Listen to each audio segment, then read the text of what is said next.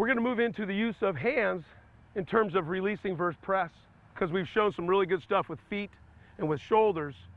But to eventually move by a guy, we got to be very aggressive and violent with the use of our own hands, and also do a great job of anticipating when to use them. And so we've got a drill here that we're going to use that can be used not only off the line of scrimmage into your route, all throughout the phase of football.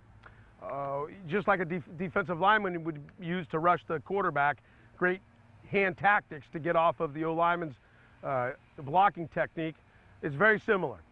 And right now, I mean, if you can remember some of the games you played as a kid, come on over here, where you would put hands on top of the other guy, and I try to slap the top of his hands, and then he tries to do it to me, and I try to get out of there before he, and that's kind of what we're dealing with here, with him trying to touch my chest and me trying to release off the press. I'm trying to beat him to the punch. I can't allow his hands to get in on my numbers, or even a piece of my inside of my shoulder plate, because that'll open me up, rock me back, and take me out of my stride to my route.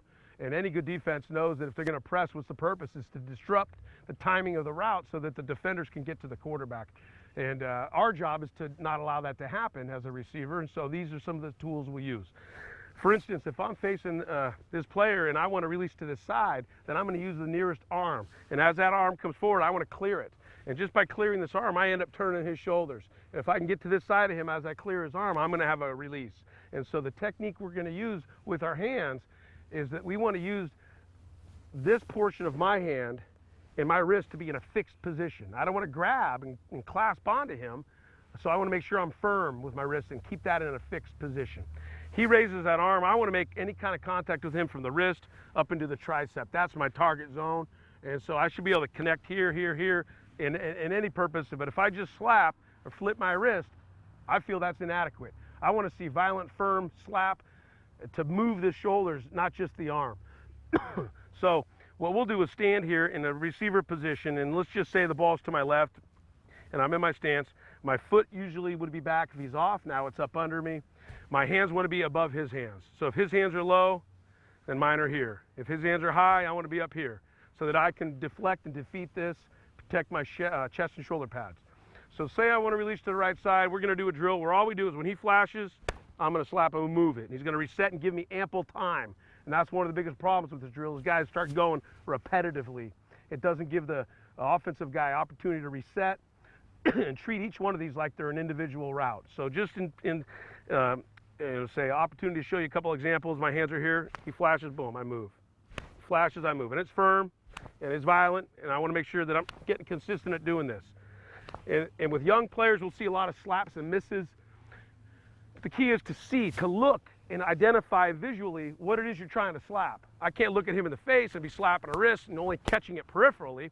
So I may look at him now, but when the play starts, I anticipate a slap, I'm going to see it as I react. Okay? So with that alone, we're just going to pair up. Come on over here, Seth. And this side will be on offense. That side's on defense. And we'll just take a look at a couple of these reps. So go on close, and you guys yourselves show me what I'm talking about. Good. Stay put with your feet and just use your hand. We'll evolve later. We want a violent slap, firm. Good. Good. All right, relax.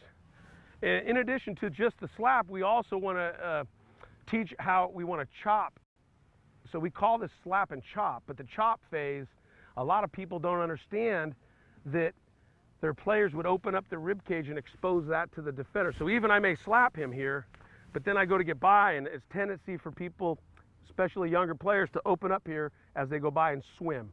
And if swimming, all we're doing is exposing our rib cage and allowing him a second chance at driving me out of my stem. So for us, we're looking at what we call slap and chop. So I'm going to use both hands. Now that I've gone just slap, now I'm going to go slap and chop. And for me to slap and chop, I want to add what we call, you could call it what you want, but we want to use the term knife. So I may slap, and I want to knife my hand through here. And now, as I go to step up field, I clear with this chop of my arm. So I'll take a look at it from the other side. I'll slap, get my hand through simultaneously, step and chop so I can clear the defender. So it's a slap and chop. And right here with that look, he'll flash, bring him back, and we'll just do this. Okay, so let's take a look at this from our players. quick hands. Good, chop down, Mike. There you go, finish through down. Okay, good, that's enough. And then the third phase to this would be, well, one is just a slap, two is slap and chop, and now we got to get our lower half involved. So I can't just slap and chop a guy and still be here.